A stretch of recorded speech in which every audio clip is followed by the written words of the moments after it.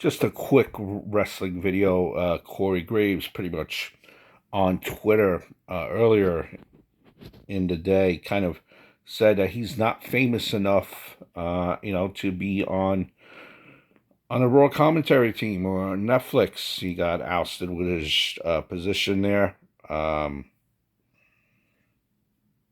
and just kind of odd man out, so to speak, kind of a deal. Kind of, insinuating that being put uh to commentary on three-man commentary team being put uh NXT is just not really where he envisioned himself. If you're reading in between the lines, at least that's how I interpret um his tweet.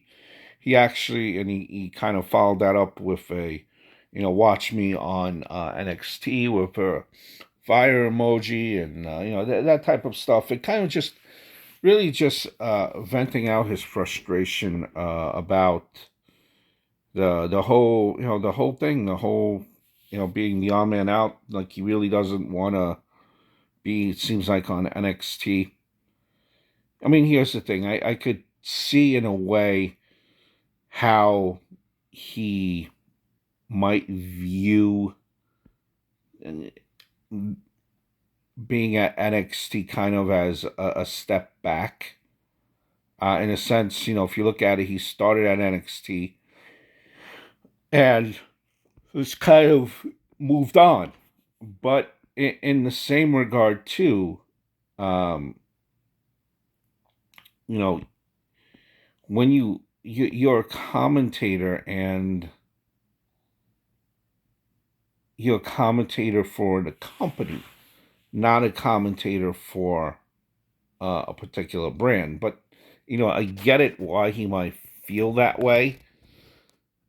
Why it's like a step backward emotion. But again, like if I was in his shoes, I'd be happy that I have a position. With considering how small the wrestling profession is, in a sense of really, companies are considered the big time, so there are relatively not that many positions available, right? I mean, what I consider big time is Impact, AEW, well, AEW and WWE, and there are only so many slots positions left in those companies. So I mean, remember, you signed up to be a commentator, a play-by-play guy for um, particular company, not a brand. And the fact that you have a position,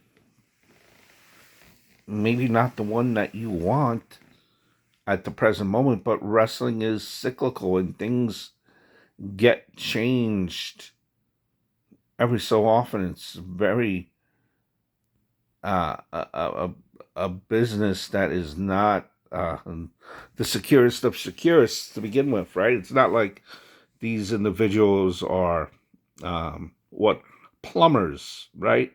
It's a special type of a craft.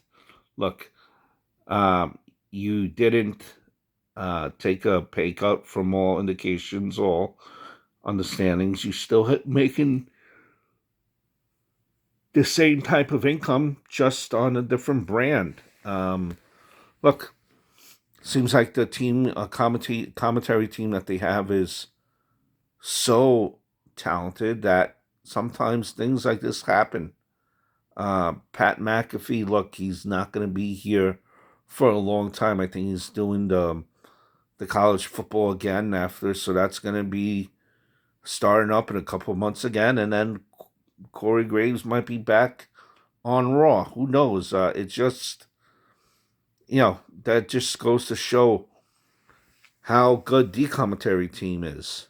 That they have the teams with each other. So sometimes it sucks really odd man out, but you still have a position with the company.